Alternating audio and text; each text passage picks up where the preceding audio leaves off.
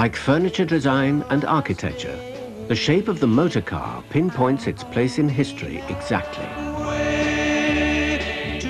For many people, owning or restoring a classic car is to possess a time capsule of a bygone era or cherished memory.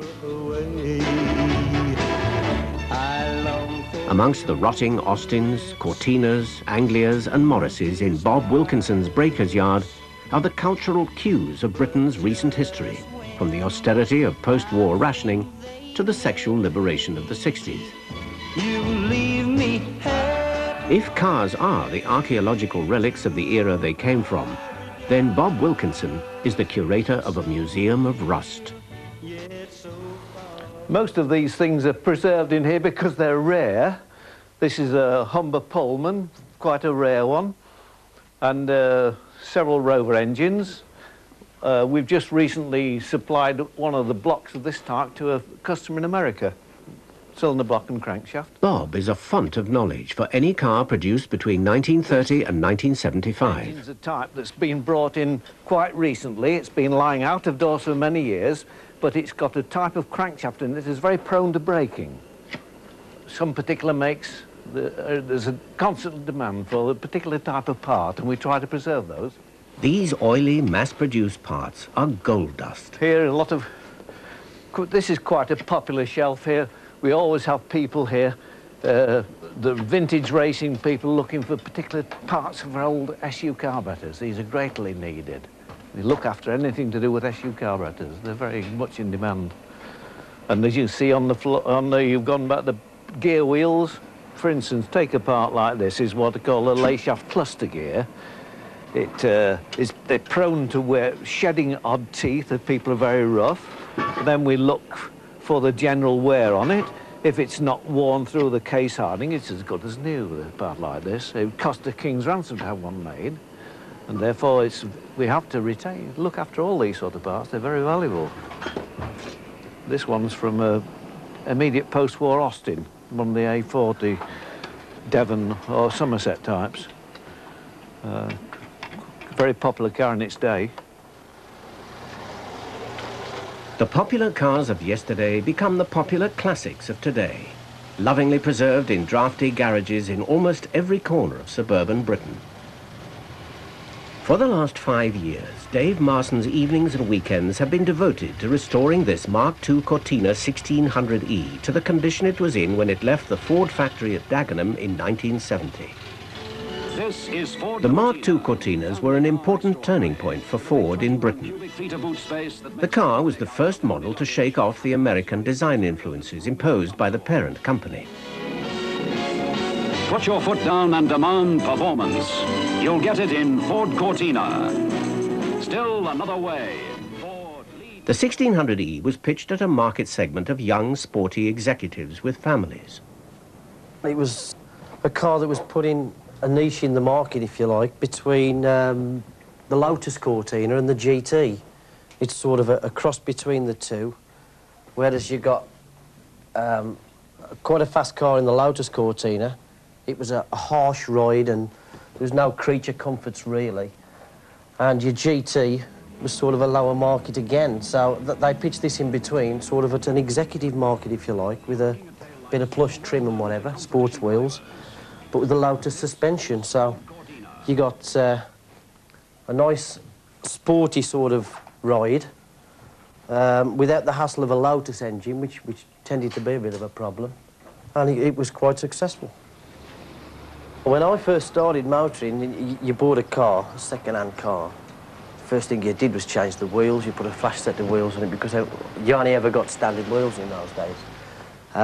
You'd put spotlights on, reversing lights, wing mirrors and all this sort of stuff. When the 1600E came out, it'd already got it all. You know, so to me, there was everything in that car that I needed, that I wanted. It was quick, it got good road holding, and it looked very nice on the road. So that was it for me. Dave's years of work have produced a car worth far more than its market value. But money hasn't got a great deal to do with it. Dave is happy in the knowledge that he owns one of the best 1600Es in existence and a shelf full of concourse competition trophies. A concourse car is as but no better than it left the factory. This is as spot on as you're ever going to get one of these, I think. Absolutely everything. It's got to be as Ford would have done it. You could have walked into a showroom 20 years ago and bought a car exactly like this one. Except it took me 5 years, where it probably takes Ford a couple of hours to build them.